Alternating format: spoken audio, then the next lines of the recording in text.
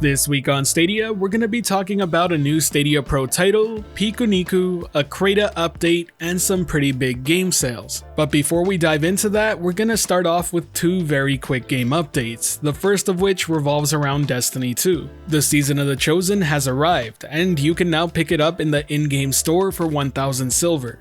It includes a new 3-man activity where you'll be pitted against some chosen warriors, the Fallen Saber and Devil's Lair strikes returning from Destiny 1 to the Cosmodrome, a brand new strike called the Proving Grounds where you'll take the Cabal to determine the fate of the last city, a new seasonal armor set, and exotic available immediately, but Bungie has promised that there will be a total of 25 new exotics throughout the season. As for the storyline, you'll be taking on the new leader of the Cabal, Empress Keitel, who happens to be the daughter of Callus. She sought an alliance, but negotiations collapsed, and now it's up to you and the rest of the Guardians to actually strike back at her growing war council. From what I've read, this new content actually appears to be pretty good, so if you're a Destiny 2 fan, it may be worth checking out. The next quick game update revolves around Pacman Mega Tunnel Battle, as there's a new Lunar New Year add-on. It includes 80,000 tokens to purchase the exclusive items available in the pack, which include 2 new mazes as well as 10 player icons and 20 accessories. You can pick this one up on the Stadia store right now for $4.99 US. But now let's get into the biggest news story of the week, and that's the release of Little Nightmares 2, which launches tomorrow and will be a Stadia Pro title day and date. This title is actually a really good get for the Stadia Pro library, considering the game legitimately just launched this week. It also happens to be reviewing extremely well. It's currently sitting at an 83 on OpenCritic with 90% of critics recommending it. The story follows that of a young boy named Mono. He's trapped in a world that has been distorted by the humming transmission of a distant tower. With Six, a girl in a yellow raincoat, as his guide, Mono sets out to discover the dark secrets of the signal tower and save Six from her terrible fate. The game is an adventure horror game, but I will say it's more unsettling than it is scary.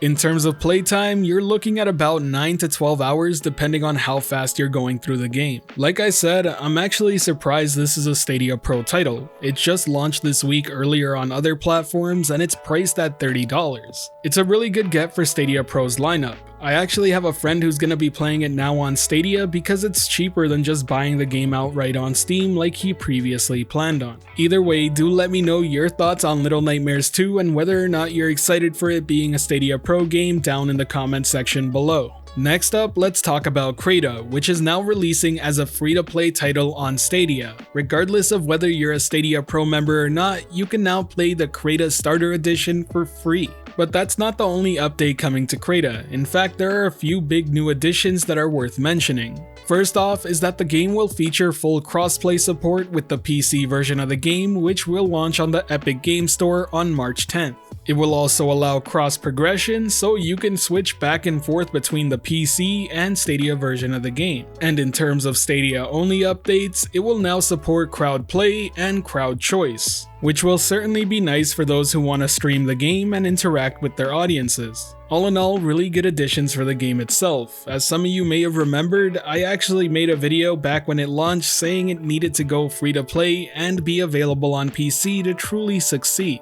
It's the type of game that benefits greatly from having more users not only playing the game but also creating games within it. The fact that it includes crossplay support is a really big step in the right direction, and it's gonna do wonders for the Stadia version of the game as well. But now let's switch our focus to Pikuniku, which arrived on the Stadia storefront earlier this week and is currently available at a limited time price of $10.39. I won't spend too much time talking about it other than it's a pretty solid indie game. I have mentioned it previously and it happened to get delayed twice. Thankfully, for those of you who have been waiting, it's finally here and you can pick it up and have some fun. It's a puzzle game with a very adorable art style, but don't be fooled because there is something more sinister hiding behind it. Your goal is to uncover the mystery of what's going on. Now let's move on to the last highlight of the week, and that's the brand new sales going on.